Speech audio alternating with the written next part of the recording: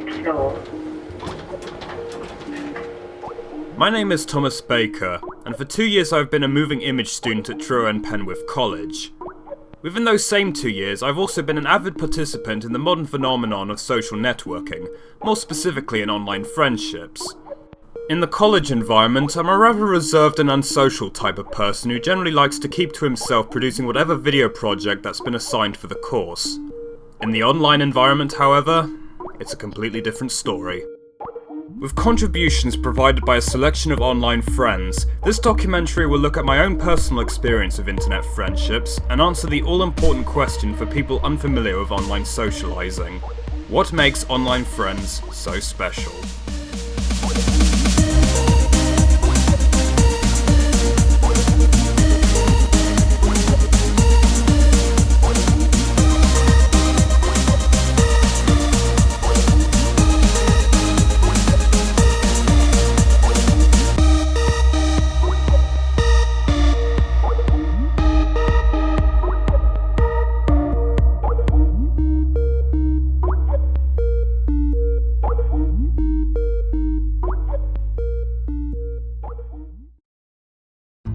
My first proper experience in interacting with others online was in 2009 when I joined a blog solely dedicated to critiquing an infamous internet game reviewer of the time. Due to a deteriorating atmosphere in the comments section and the exposure of wrongdoings by the writer, however, I left the blog completely by early 2011. I always considered the blog to be the low point of my second life as a web surfer, and as such, I don't look back on the experience too fondly, and wish to leave the blog and its writer completely anonymous. Around the same time I left the blog, I started using a Twitter account to follow and eventually interact with the writers and fellow pedestrians of the now defunct internet commentary website Busy Street. With a much more open and easygoing community, I fitted in with none of the difficulties faced with the previous blog. I even worked up the courage to submit an entry for one of the site's video collaborations. It was in this community that I came across by an astounding coincidence another former member of the blog I left behind, Joshua Lilly Books, otherwise known online as the one Mr. Blonde.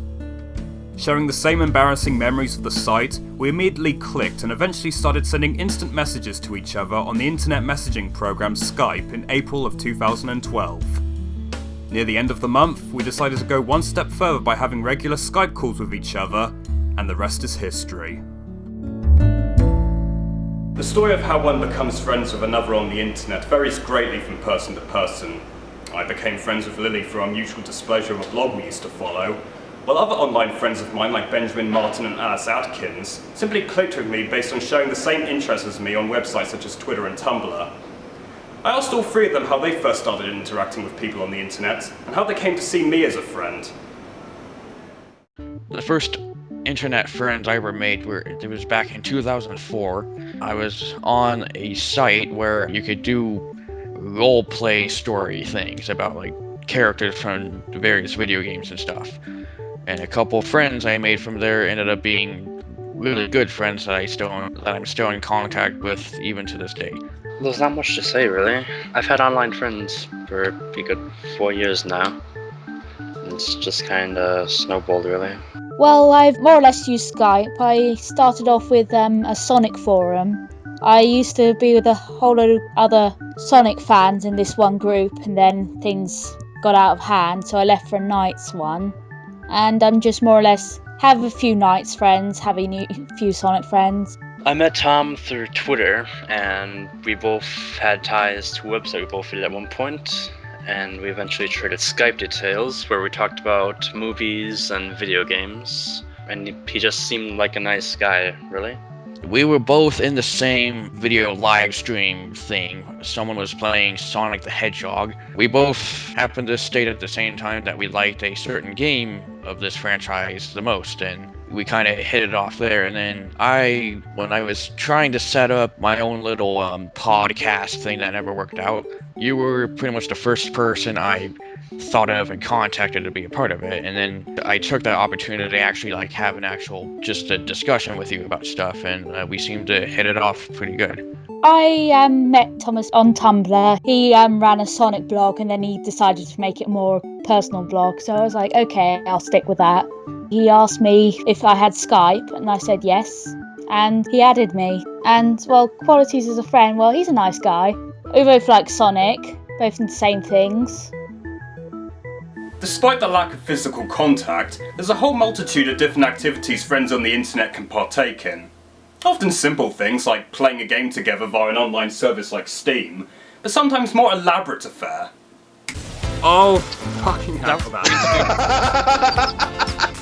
This tour was not anime enough without the codes. There we go, he just jumped the aspect ratio. 2 years. Now in 3D, he really popped out at you. In the 2 years I've had online friends, I've collaborated with them on podcasts, commentaries, and the ever-growing world of internet live streaming. I've done things which I would never have been able to do with people offline, not the least of which being able to talk at great lengths about interests we happen to share. Lily, Ben, and Alice further explain what they like to get up to with friends online. Well, for the longest time, we kind of just talk, basically, or send text messages back to each other, or instant messages, as they're called online. Recently, though, there's been a couple more cool things you can set up to do with people without it costing any money or anything. I normally sit around and chat with them. However, I also tend to play video games online with them. Sometimes role-playing, because my name is Knight, so obviously it's a Knight's Reala Jackal role-playing thing. Again, I mentioned the live stream thing. I've done that a couple times where I just play a game or something and I have you in on the call and we just talk about whatever. Sometimes I play multiplayer with a few friends, talk to people every now and again. I have a friend in Oregon I speak to quite a lot. Really, most of it just revolves around just talking to each other, basically. That seems to be the common thing. Yeah, I'm getting even more anime vibe off of this.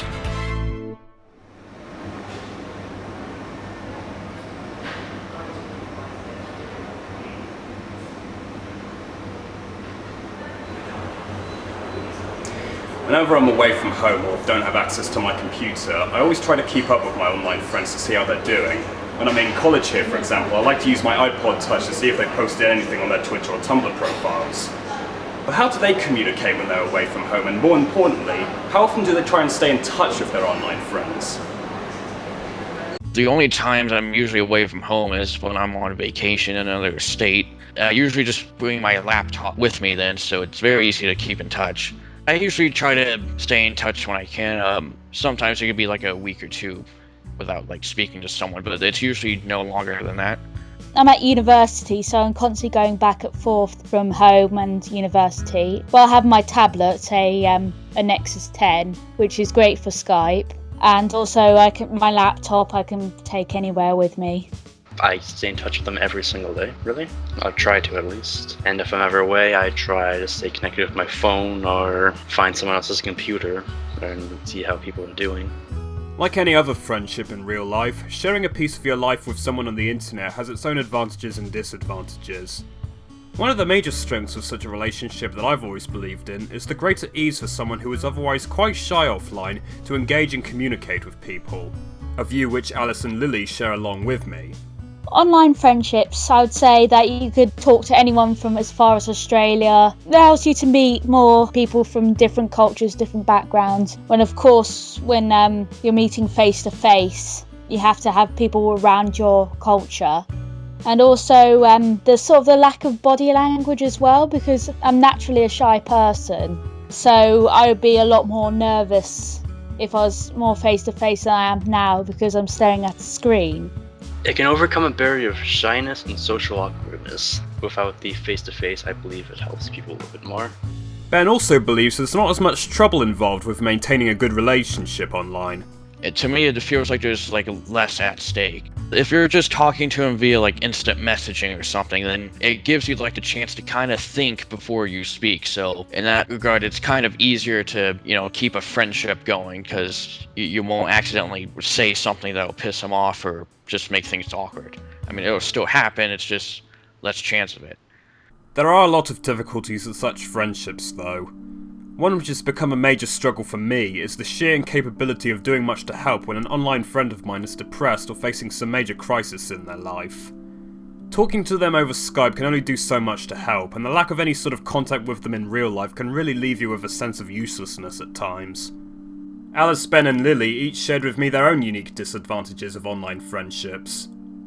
Trouble is between face-to-face and online is that people can act differently. I've had a lot of problems before with people who are really horrible online but the nicest people offline. Just the same as any other relationship, really. You know, like drama, hostilities, etc. Sometimes talking about stuff in your personal life doesn't really come up. Because of that, there are a couple of friends of mine that I like them, I really do, but at the same time, I don't really know all of that much about them except what kind of movies or video games they like and how much they like them. Despite the hardships involved, however, we have been able to overcome these problems to an extent. For example, while I still remain unable to do much to help my friends when they're in distress given the distance between us, I always try my best to offer them advice and support and regularly check up on them to make sure that they are alright. I just more or less, the use of blocking people, only meeting people offline. I mean, the guy who was nasty online, I meet him every year at a convention, and that's more or less how our relationship now is restricted to. Of course, it's easier just to block off people, and you can never really speak to them again. There's not much you can do. I really just try to keep both sides happy. In regards to the not knowing much about their personal lives or the person themselves, it's one of the things that you just have to accept and just deal with, because their privacy is really more important just than your curiosity, basically. And so I won't really pry into your personal life or anyone else's personal life, unless they specifically bring it up and want to talk about it. Unfortunately, there are some cases where it's not so simple to overcome problems developed out of a relationship online. In recent years, there's been an increasing number of high-profile stories in the media involving cyberbullying and the exploitation of young people on the internet. In 2012, Canadian teenager Amanda Todd committed suicide following 2 years of online and offline abuse by people, all spawned from the blackmail of someone whom she trusted as a friend online. Tragic incidents of this nature are thankfully rare, but I've always believed that the international coverage of them severely contributes to the negative perception many people have for online socializing. I asked my friends whether they felt the risks involved are overblown and if such fears are justified. Yes and no. It depends on who you friend, really. If you friend an abusive person who goes around hurting other people's feelings, including your own, then yes, those fears are justified. But if you friend nicer people, and I know it's hard to tell sometimes, then it's not that justified. Some of those fears are kind of justified, and I think part of that is because there's not really much in the law about stuff over the internet, and if you're constantly, being harassed and bullied while you're trying to do shit on a computer, that is like an issue that you can't really get rid of by just logging off or whatever. But for the most part, in general, I think internet friendships kind of outweigh the trouble that stuff like cyberbullying can cause. I think things have gotten a lot more better now as things become more high profile, more precautions are set up. But I think it is overblown. You can just switch the people bullying off and you don't have to do anything with them anymore.